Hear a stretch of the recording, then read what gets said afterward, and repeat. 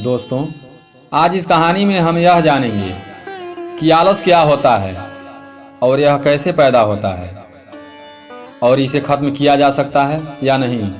आइए इसे कहानी के माध्यम से समझते हैं। नमस्कार दोस्तों, जीएस इंस्पायर्ड में आपका स्वागत है। मैं हूं दिनेश गौतम।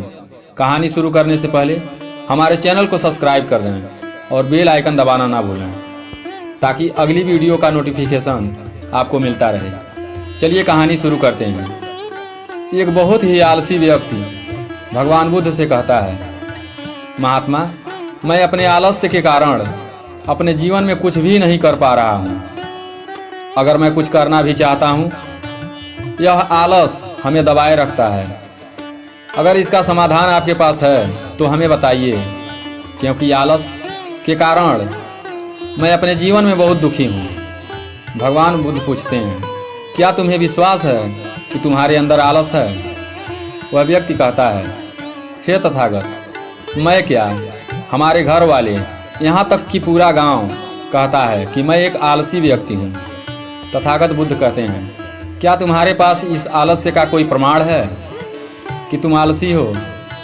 वह व्यक्ति कहता है, हाँ, प्रमाण है हमारे पास, क्योंकि मैं जानता हूँ व्यायाम करना हमारे स्वास्थ्य के लिए लाभदायक है, लेकिन मैं चाहकर भी व्यायाम नहीं कर पाता हूँ। मेरा आलस मुझे सुबह उठने नहीं देता।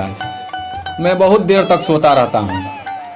महात्मा कहते हैं, अच्छा, तुम इस आलस से परेशान हो? व्यक्ति कहता है, हाँ महात्मा। भगवान बुद्ध कहते हैं, क्या तुम जानते हो कि आलस क्या होता है? वह व्यक्ति कहता है, नहीं महात्मा, मैं यह तो नहीं जानता कि आलस्य क्या होता है, पर इतना जरूर जानता हूँ कि यह जो भी है बहुत बुरा है। महात्मा कहते हैं, सबसे पहले तो तुम यह समझो कि प्रकृति ने जो भी हमारे अंदर दी है उसमें ना तो कोई अच्छा है ना कोई बुरा है, क्योंकि उसका कोई ना कोई उपयोग आवश्यक है। इन्हें हम जाने और अनजाने में खुद ही पैदा कर लेते हैं। तब वह व्यक्ति कहता है, महात्मा, आखिर यह कैसे? महात्मा कहते हैं, आलस पैदा होने के दो कारण होते हैं, पहला शारीरिक और दूसरा मानसिक। जब हम अपने शरीर को ऐसा भोजन देते हैं जिसमें कोई जीवंत नहीं होती, तब हमारे शरीर के अंदर अपने आप आलस पैदा हो जाता है, क्योंकि यह शरीर ऊर्जा से चलता है। हम जिस तरह की ऊर्जा देते हैं यह उसी तरह से बर्ताव करता है। और हमारे शरीर के अंदर आलस का दूसरा कारण है गलत तरीके से बैठना, गलत तरीके से चलना और गलत तरीके से सोना। हम कभी इस बात पर ध्यान ही नहीं देते कि हमारे बैठने, चलने और सोने की स्थिति सही है या गलत। इसलिए बैठने में कमर की हड्डी बिल्कुल सीधी होनी चाहिए और चलते वक्त दोनों पैर के बीच एक ताल होनी चाहिए।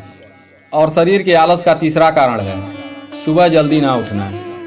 इतना सुनते ही व्यक्ति बोला, हाँ महात्मा, मैं सुबह जल्दी नहीं उठ पाता हूँ। महात्मा मुस्कुराते हुए कहते हैं कि तुम सुबह जल्दी उठ पाओगे जब शाम को सोने के लिए एक सही समय निर्धारित करोगे। प्रत्येक बौद्ध भिक्षुओं को अनुशासन का पालन करना पड़ता है और अनुशासन से ही हमारे जीवन में संतुलन आता है। ज़्यादा लोग अनुशासन को बुरा समझते हैं, क्योंकि लोग समझते हैं कि अनुशासन हमें बांधता है, परंतु अनुशासन बांधता नहीं है, अपितु मुक्त करता है। तब वह व्यक्ति कहता है, महात्मा, आखिर इसको शुरू कैसे और कहाँ से करें?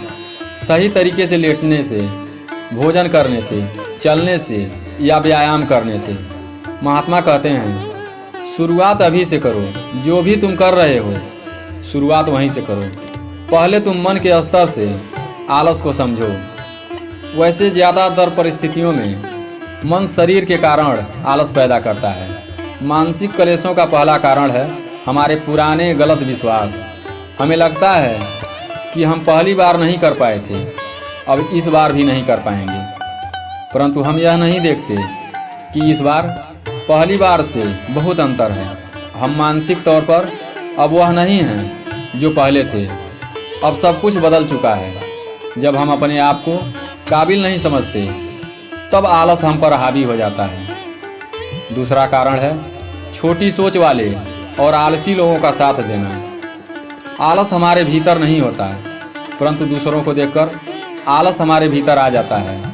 ऐसा इसलिए होता है क्योंकि हम आलसी लोगों का संगत करते हैं।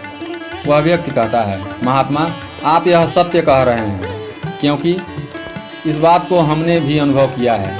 फिर महात्मा कहते हैं, आलस धीरे धीरे बड़ी होने का तीसरा कारण है मन का स्पष्ट ना होना। उदाहरण के तौर पर मान लो कि तुम एक जंगल में खो गए हो और तुम्हें यह नहीं पता है कि हमारा घर किस दिशा में है। तो ऐसी स्थिति में क्या तुम आलसी बनकर बैठ जाओगे या फिर अपने घर जाने के लिए रास्ता की तलाश करोगे? व्यक्ति बोलता है, नहीं महात्मा, मैं घर जाने के लिए रास्ते की तलाश करूंगा। फिर महात्मा कहते हैं, अगर तुम्हारे बहुत प्रयास करने के बावजूद अगर तुम्हारे घर का रास्ता ना मिले तब तुम क्या करोगे? व्यक्ति कहता है, तब भी मैं जंगल से घर जाने के लिए रास्ते का तलाश जारी रखूंगा, क्योंकि मेरे पास उसके सिवाय दूसरा और कोई विकल्प भी नहीं है। महात्मा कहते हैं, मनुष्य आलसी तभी बनता है जब उसके पास कोई विकल्प नहीं होते। अगर जिसके पास एक विकल्प होता है तो उसका मन एकदम स्पष्ट होता है और वह उस लक्ष्य को पाने के लिए मन से लगा रहता है। अगर तुम भी व्यायाम नहीं कर पा रहे हो तो इसका कारण तुम्हारे मन का स्पष्ट ना होना ही है। तुम भविष्य में होने वाली बीमारियों को नहीं देख पा रहे हो, तुम उन बीमारियों से होने वाली पीड़ा को महसूस नहीं कर पा रहे हो। आगे महात्मा कहते हैं कि तुम्हारे मानसिक आलस का चौथा कारण है किसी काम को करने का कोई बड़ा वजह ना होना। मान लो कि तुम रास्ते में कहीं जा रहे हो और चलते चलते एकदम से थक गए। अब तुम्हारा चलने के लिए मन नहीं कर रहा है, अब तुम्हें आलस आ रहा है। तभी तुम देखते हो कि उधर से तुम्हारे तरफ एक शेर आ रहा है। ऐसे वक्त में क्या तुम आलस करके वहीं बैठे रहोगे या रुके रहोगे? व्यक्ति बोला, नहीं महाराज। महात्मा बोले, तो इस बात को समझो कि आलस तुम्हें उसी काम को करने के लिए रोकता है जिस काम को करने का कोई वजह नहीं होता है। वह व्यक्ति महात्मा को धन्यवाद देता और कहता है, महात्मा अब मुझे आलस का सारा खेल समझ में आ गया।